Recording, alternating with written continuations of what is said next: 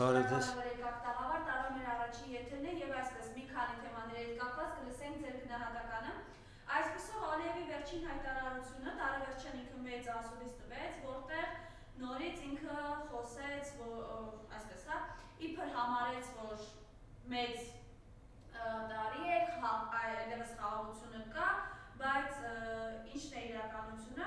Նաև Ալիևը ասել, չկա միջազգային իրավունք, կա ուժի իրավունք եւ նորից խոսեց Զանգեզուրի միջանցքի մասին, ասելով, որ ոնց ուզում եք դա ամանեք։ Զանգեզուրի միջանցքը այլևս իրողություն է, դա նաև հաստատել է Միացյալ Նահանգների նախագահը։ Կխնդրեմ Ալիևի այս պարմանանքների հետ կապված այլևս ձեր տեսակետը արտահայտեք։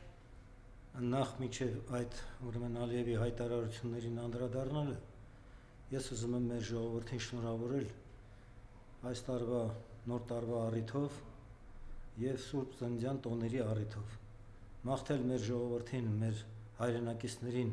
առողջություն, գործերին հաջողություն եւ մեր ժողովրդի բոլոր նպատակների իրականացում։ Իսկ ինչ վերաբերում է Ալիևի հայտարարություններին, Ալիևի հայտարարությունները մեզ համար առ ոչինչ են։ Ալիևի հայտարարությունները կարող են ազդել Նիկոլ Փաշինյանի միայն վրա, որովհետեւ Նիկոլ Փաշինյանը Հայաստանում կատարում է Ադրբեջանի եւ Թուրքիայի դեսպանների պարտավորությունները։ Որևէ Զանգեզուրի միջանցք նրանք չեն տեսնելու։ Դա մեր ինքնիշխան տարածքն է եւ եթե մենք ճանապարհ ենք տալու ադրբեջանցիներին, ուրեմն իրենք բեռնափոխադրումներ եւ ուղևորափոխադրումներ Ադրբեջանից Նախիջևան, այնտեղից էլ Թուրքիա եւ դեպի հետադարձ Նախիջևանից Ադրբեջան պետք է լինեն մեր զինվորների, մեր սահմանապահների հսկողության ներքո եւ մեր մաքսային ծառայությունների վերահսկողության ներքո։ Միայն ճանապարհ։ Բացի դրանից, եթե մենք նրանց տալիս ենք ճանապարհ, իրենք էլ պետք է մեզ տան ազատ ճանապարհ, ժամանակին Խորհրդային Միության օրոք մենք Ղազախով գնում էինք Ադրբեջանի տարածքով դեպի Վրաստան, այնտեղից էլ դեպի Ռուսաստան։ Իրենք էլ մեզ պետք է տան ճանապարհ դեպի ուրեմն Վրաստանով Ռուսաստան գնալու եւ Թուրքիան էլ մեզ պետք է տա ճանապարհ իր տարածքով դեպի Եվրոպա գնալու։ Ու Ադրբեջանն էլ պետք է տա մեզ ճանապարհ, մենք չնայած կարող ենք մեղրիով դեպի Իրան եւ արաբական երկրներ գնալ ու դեպի Հնդկաստան այնտեղից։ Բայց խոսում է, որ դուք ասում եք, մենք չենք տանում տներեք, մենք ասում ենք մի իշխանություն, որ ըստ էության Ադրբեջանի բոլոր պահանջների հետ համաձայն է զիջել մինչև վերջ։ Խնդրեմ այս մասով։ Ես համոզված եմ, որ մեր ժողովուրդը չի հանդուրժելու այս իշխանության վերարտադրվելը։ Անընդհատ սրանք զիջելով գնում են։ Ես հիշեցնեմ, Նիկոլ Փաշինյանը, երբ որ ընտրվել էր վարչապետ, Հանրապետության հրապարակում հայտարարեց. «Սիրելի ժողովուրդ, Արցախի հարցի կարգավորման վերաբերյալ որևէ տարբերակ ես չեմ ստորագրի, կգամ այստեղ ձեզ քարցնեմ, այսպիսի տարբերակ են առաջարկում, ստորագրել թե ոչ»։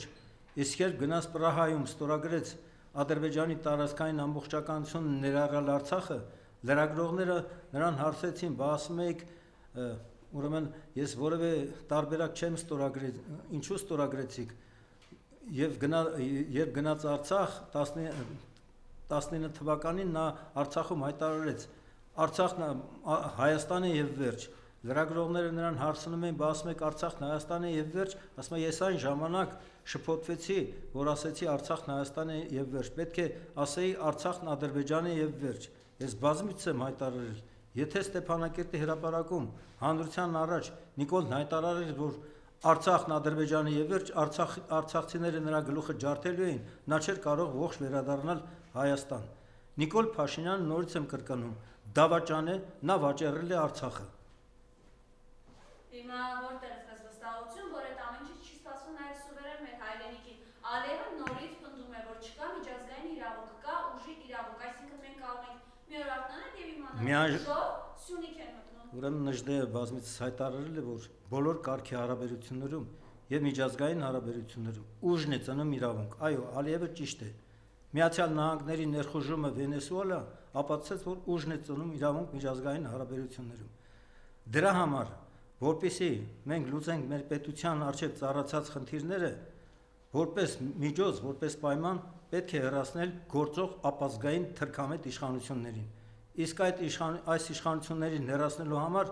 անհրաժեշտ է ընդդիմադիր ազգային առողջ քաղաքական ուժերի, հասարակական կառույցների, հայրենակցական միությունների եւ անհատ գործիչների համազգային համախմբում։ Առանց համազգային համախմբման մենք ոչինչ լուծել չենք կարող, որովհետեւ ես օրինակներ բերեմ եմ, մինչեւ հիմա նորից էլի կուսակցություններ են հիմնադրվում։ Հայաստանում արդեն գրանցված են ավելի քան 140-ից ավել կուսակցություններ, նոր կուսակցություններ են հիմնադրվում։ Իմ բոլոր հանդիպումներում տարբեր քաղաքական ուժերի, ղեկավար մարմինների եւ հասարակական կառույցների, հայրենակցական միությունների ղեկավար մարմինների հետ ես նրանց ասում եմ, որ մի կողմ թողեք ձեր անձնական հարաբերությունները, անձնական համակրանքներն ու հակակրանքները, մի կողմ թողեք ձեր արտաքին քաղաքական կողմնորոշումները, մի մասը ռուսամետ են, մի մասը արևմտամետ, մի կողմ թողեք ձեր ուրեմն հավակնությունները ապագա պաշտոնի, եկեք համախմբվենք, մի հզոր միավորում ձևավորենք, քաղաքական միավորում, առողջ ազգային քաղաքական միավորում, բնականաբար հանրությանը կներկայացվի պետության բոլոր ոլորտների զարգացման վերաբերյալ քաղաքական ծրագիր, ոտքի անենք մեր իշխանությանը եւ կազմակերպենք աննազանդություն գործող ապազգային թրքամետ իշխանություններին։ Պարտադրենք Նիկոլ Փաշինյանի եւ իր կառավարության հերացումը ու գործող ազգային ժողովի լուծարումը։ Դա պետք է անել գարնանը։ Բնականաբար կձևավորվի ժամանակավոր կառավարություն, որը կիրականացնի արդար օրինական ազգային ժողովի նոր ընտրություններ։ Իսկ ինչ վերաբերում է քաղաքական ծրագրերին,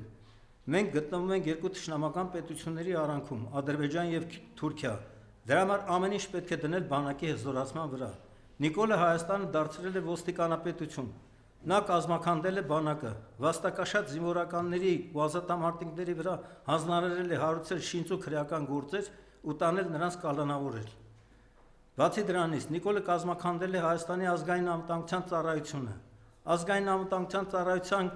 աշխատակիցներին է հանձնարարված շինծու քրեական գործեր հարուցել ազատամարտիկների վրա, պայստազորի զինվորականների վրա, հոգևորականների վրա, քաղաքական գործիչների ընդդիմադիր ազգային քաղաքական գործիչների վրա շինծու մեղադրանքներ են ասիագրում եւ իշխանության ենթակայության ներքո գործող դատարանների միջոցով նրանց տանում են ապօրինաբար կալանավորում են։ Մեր սահմանադրությամբ ուրեմն դատարանները պետք է լինեն անկախ գործադիր իշխանությունից, բայց ամեն ինչ որոշում է գործադիր իշխանությունը Նիկոլ Փաշինյանի գլխավորությամբ։ Բացի դրանից, մեր սահմանադրությամբ եկեղեցին անջատ է պետությունից։ Նիկոլը իրավունք չունի քիթ խոթելու եկեղեցու հայ առաքելական սուրբ եկեղեցու գործերի մեջ։ Իրենք պետք է որոշեն կաթողիկոսին փոխում են, թե չեն փոխում։ Կեղծ պատարակներ են կազմակերպում տարբեր մարզերում եւ ուրեմն խաթարում են մեր Սուրբ առաքելական եկեղեցին։ Համաշխարհային եկեղեցականների միությունը Շվեյցարիայում բազմաթիվ ուրեմն հայտարարություններ է արել եւ դատապարտել է Հայաստանի իշխանությունների նման վարքագիծը հանդեպ հայ առաքելական Սուրբ եկեղեցու։ Բայց հիմա մենք տեսնում ենք ինչ է անում հայ առաքելական եկեղեցու վրա այս հարձակումը իր կողմից, իրենք ումով են նախ այդ բարենորոգումը չակերտավոր ինքը իրականացնում։ Իմիջիայլոց 3 իր իսկ բառերով խոսեցին այն մասին, որ ինչի մասին խոսքը, ինչ է իրարում այդ 1000 անգամ ներողություն, այդ դոմփել բառն է, որ ինքը օգտագործում, լրագրողը կառավարության ինստիտուտի ճեպազրույցի ժամանակ հարցրեց Փաշինյանին, իսկ դուք գիտեք, որ մամուլում տեղեկություններ են պտտվում Վազգեն Միրզախանյանի մասին, որ նույն այդ կյանքով է ապրել, դուք դրանով եք շագիրտավոր ձեր բարեփոխումը անում, խնդրեմ ես մասով ձեր տեսակետը։ Ուրեմն Նիկոլ Փաշինյանը լկտի անձնավորություն է, նա ոչ միայն դավաճան է, այլ նաև լկտի անձնավորություն է, որովհետև նա հայտարարեց. Սրբազան, ինձ այդ ինչ գործ ունես, դուք արդեն ասացիք, գնա քերուդ կնկան դոմփի։ Այդպիսի լկտի արտահայտություններ է անում։ Նիկոլ Փաշինյանը նաև ուրեմն հայտարարում է, որ հայ առաքելական եկեղեցին դարձրել են չուլաններ, ինչ որ այդպես բառ արտասանեց, չուլանացրել են եկեղեցիները։ Ու ինքը ամեն կերպ փորձում է կատարել Ադրբեջանի նախագահ, Ադրբեջանի բռնապետ Հեյդար Ալիևի եւ նրանց հոգևոր ղեկավար Փաշազադեի ուրեմն հրահանգները, որպեսի հայ առաքելական եկեղեցին ազատի ուրեմն կաթողիկոսից, գործող կաթողիկոսից իր ուզած մարդուն նշանակի ուրեմն կաթողիկոս եւ Հայաստանում կառուցվեն մզկիթներ։ Նա հայտարարում են նրա կողմնակիցները հայտարարում են, որ մենք մուսուլմանական երկրների հարևաններ ենք։ Պետք է մզկիթներ լինեն, որ մուսուլմանները գան, ասենք, առևտուր անեն, աղոթեն այդ եկեղեցիներում, ադրբեջանցիներ, թուրքեր, արաբներ, պարսիկներ եւ այլն եւ այլն։ Բացի դրանից, ուրեմն, երբ Ադրբեջանը զավթեց Արցախը, ավերել են բոլոր հայկական եկեղեցիներն ու վանքերը, ավերել են հայկական ոճի շինությունները, ավերել են գերեզմանները, ու այդ process-ը ցավոք սրտի շարունակվում է։ Ու մեր իշխանությունները որևէ միջազգային ատյաններում չեն բարձրացնում Բաքվում գերեվարված մեր պատանդների Արցախի ռազմաքաղաքական ղեկավարությունների Ռուբեն Վարդանյանի եւ մյուսների ազատ արձակման հարցը։ Ամեն դեպքում եկեղեցու հետ կապված, հա, տեսեք ինքը ինչ է ասում, ուրեմն ինքը են աղանդավորները շրջապատված գնում են այս արշավին հայ առաքելության վրա հարձակմանը, իսկ ինքը Սուրբ Աննա եկեղեցու Բաքվում իր ձայնով գորգորալով ասում է, որ պնդում է, որ մեր հայ առաքելական եկեղեցու վերնախավը աղանդավորական գործունեություն է իրականացնում։ Եվ ներողություն խնդրեց Հիսուս Քրիստոսից, Հիսուսի մեղակից դերասանս մենակ թողնելու համար։ Իմ ունեցած տեղեկություններով հենց Նիկոլ Փաշինյանը ինքն է աղանդավոր։ Կյանքի խոսք աղանդի ներկայացուցիչ է։ Նա փորձում է քայքայել հայ առաքելական Սուրբ եկեղեցին։ Ես հավատացյալ չեմ, թունդ հավատացյալ, բայց ես հարգում եմ հայ առաքելական Սուրբ եկեղեցու գործունեությունը հայապահպանման գործում։ Սփյուռքում հայերը համախմբվում են մեր եկեղեցիների մոտ։ Ես Մոսկվայում եղել եմ տասնյակ տարիներ առաջ ասպիրանտուրայում սովորել։ Այնտեղ ես ամեն կիրակի գնում էի հայկական եկեղեցի մեր հայրենակիցներին հանդիպելու, իմ մարզական ընկերներին, իմ ընկերներին, իմ ազգականներին հանդիպելու համար։ Ինքը նորից եմ կրկնում, ինքը կեղծ պատարակներ է կազմակերպում, ինքը կատարում է Փաշազադեի հրահանգները Ադրբեջանի հոգևոր առաջնորդի,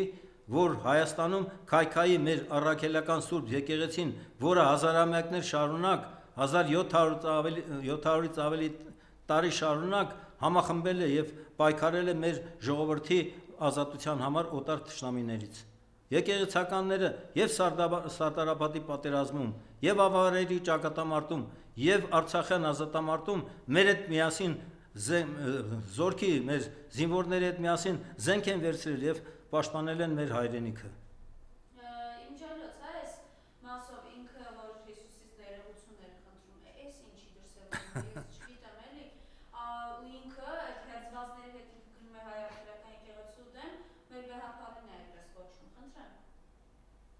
Ես չեմ կարող պարզաբանել Նիկոլի վարքագիծը, թե ինչու է Հիսուսից ներողություն խնդրում։ Մի օր Հիսուս է, մի օր Պապ Թագավորը, հիմա Հիսուսից ներողություն։ Ինքը իրեն համեմատեց Պապ Թագավորի հետ մի ժամանակ։ Ինքը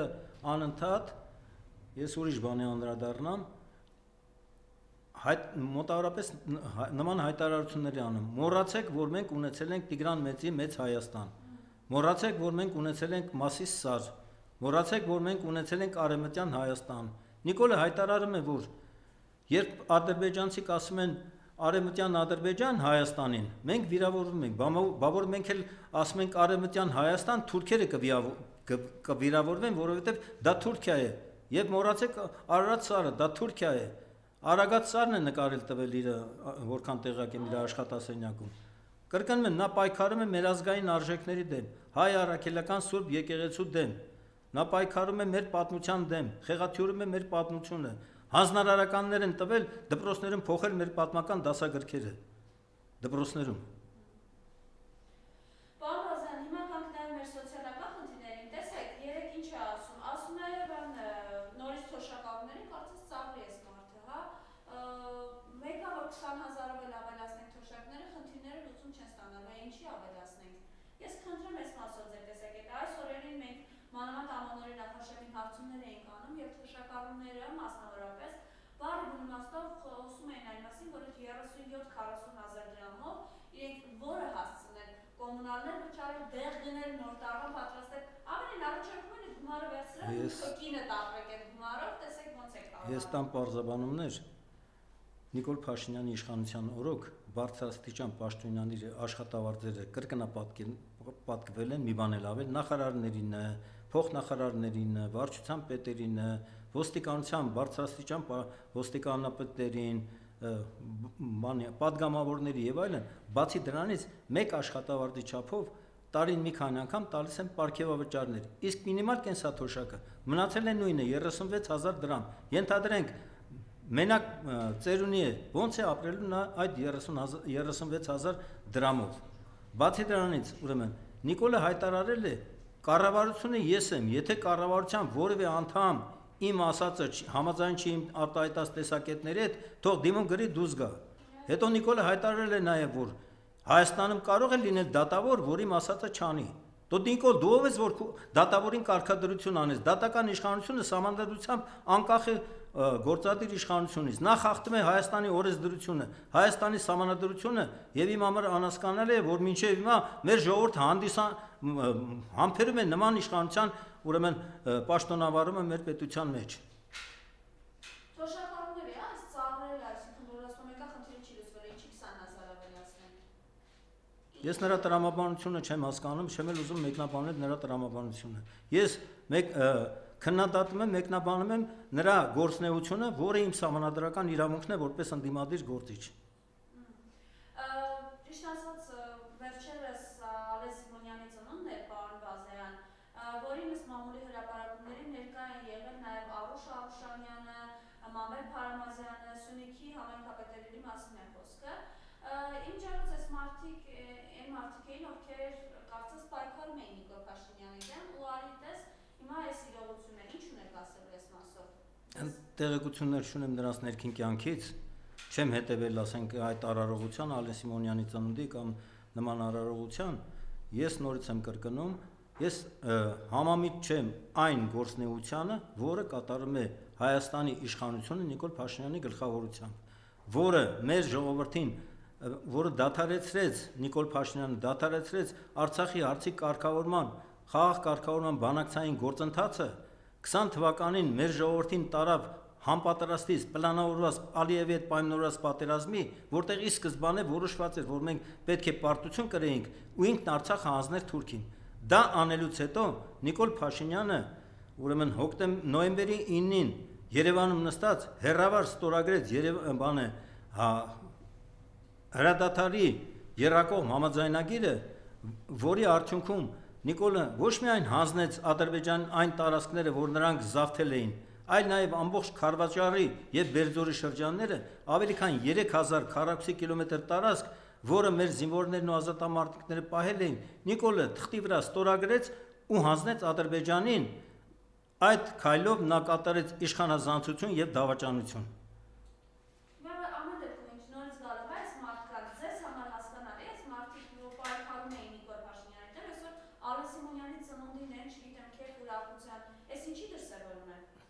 Դե չգիտեմ, դա ինչ ասեմ, երկու երեսանիության դրսևորում է, այդպես են ասում, որ մարդը համեստեղ է, ամենտեղ է։ Չեմ կարող ես արդարացնել այդ մարդկանց, ասենք, գործունեությունը, Աստված իրենց հետ, ինչ ասեմ։ Եվ վերջին հարց, ամեն դեպքում ինչ սպասենք, Փաշինյանը երեք հայտարարել է, որ ամեն կիրակի ինքը գնալու է պատարակների, իր նպատակը որն է, իհարկե դրանք պատարակներ չեն, դրանք ծիսակարգել են, իր նպատակը որն է, ինչ անել եւ ինչի կհասնի ինքը։ Ինքը չի կարող, ուրեմն պաշտոնազրկել կամ ոնց են ասում, կարգալույծ անել կաթողիկոսին, ինքը դրա իրավունքը չունի, անկախ նրանից մենք ինչ վերաբերմունք ունենք գործող կաթողիկոսի նկատմամբ, եկեղեցին է որոշել նրան ընտրել է 99 թվականին որպես կաթողիկոս։ Եվ կաթողիկոսը Շվեյցարիայում բարձրացրել է ուրեմն հայ գերիների ազատ արձակման հարցը, Արցախում մեր մշակութային ուրեմն վանքերի, եկեղեցիների եւ այլնի պահպանման հարցն է բարձրացրել։ Իսկ Նիկոլը նույն երկրում, ես արդեն ասացի, հայտարարել է, որ մեր հայրենիքը Հայաստանն է, բայց մեր պետությունը դարեր շարունակ եղել է Օսմանյան կայսրությունը։ Նիկոլն այնքան տգետ է, որ տեղակ չի, որ ներկայիս Հայաստանը, Արևելյան Հայաստանը, Արցախի եւ Նախիջևանի հետ միասին եղել է Իրանի տիրապետության ներքո։ Իսկ Արցախը Իրանի տիրապետության ներքո ունեցել է որոշակի ինքնավարություն ներքին ինքնավարություն եւ որոշակի զորաբանակ պահելու հնարավորություն ու իր ներքին խնդիրները ինքնուրույն լուծելու հնարավորություն։ Այսպիսի իրավիճակ է եղել։ Իսկ Նիկոլ Փաշինյանը հայտարարում է, անընդհատ նույն բանն է հայտարարում, Հայաստանի տարածքը 29740 կիլոմետր է։ Ես ուզում եմ հիշեցնել, որ Հայաստանը երբ որ անջատվեց 91 թվականի դեկտեմբերին խորհրդային միությունը փլուզվեց, Հայաստանի միջազգայինորեն ճանաչված տարածքը եղել է ուղիղ 29800 քառակուսի կիլոմետր, իսկ այդ 60 քառակուսի կիլոմետր տարածքը ռազմավարական նշանակության բարձունքներու դիրքեր են, որտեղ 44 օրյա պատերազմի պարտության արդյունքում ադրբեջանական զինվորականները եկել նստել են կրակի տակ պահելով մեր արևելյան բնակավայրերը, ճանապարհները եւ այլն։ Բացի դրանից նրանք ակնկալիք ունեն Սևանի ջրի հետ կապված։ Սևանը նրանց համար Գյոյչա է, Երևանը Իրևան, Մասիսը Զանգիբասար, Արարատ գյուղն էլ Դավալու եւ այլն, Ծաղկաձորն էլ Դարաչիչակ։ Նրանք ակնկալիք ունեն ամբողջ Հայաստանի վրա։ Նրանց պահանջն է 300,000 ադրբեջանցի պետք է գան վերաբնակեցվեն Հայաստանում, ադրբեջաներենը դառնա Հայաստանում երկրորդ պետական լեզու, մենք պետք է նրանց տրամադրենք Զանգեզուրի միջանցքը, բացի դրանից պետք է նրանց տրամադրենք ուրեմն Սևանի արևելյան ափը, որովհետև նրանք նաև քաղցրամ ջրի կարիք ունեն օգտագործելու Սևանի ջուրը իրենց կարիքների համար ու հնարավորություն են տալիս դրանով իբր թե Ադրբեջանի տարածքով մի ժամանակ տարփողում էին, չէ՞, ցորեն ենք բերել Հայաստան, Ադրբեջանի տարածքով ղազախական ցորեն, հետո երբ որ պարզեց, որ այդ ղազախական ցորենը երրորդ թե չորրորդ կարգի ցորեն է ու պիտանի է միայն որպես անասնակեր, գցեցին ուրեմն բանի Սամվել Ալեքսանյանի վրա, որ այդ ցորենը իբր թե բերել է Սամվել Ալեքսանյանի ընկերությունը իր կարիքների համար։ Վերջերս էլ տարփողում են, որ Ադրբեջանից բենզին ենք բերել Հայաստան, բենզին ենք բերել Հայաստան։ Բենզինը Ադրբեջանի ինչքան արտահանի իր բենզին, իր նավթը, իր ամեն ինչը, դա Ադրբեջանին է բանը օգտակար Ադրբեջանին, ներմուծողը միշտ էլ տուժող է։ Բացի դրանից այդ բենզինը բերել է Խաչատուր Սուքյասյանը եւ դրել է վաճառքի իր բենզալցակայաններում ու դրանով նա շահույթ է ստանում, բայց նաեւ նա նպաստում է Ադրբեջանի տնտեսության զարգացմանը։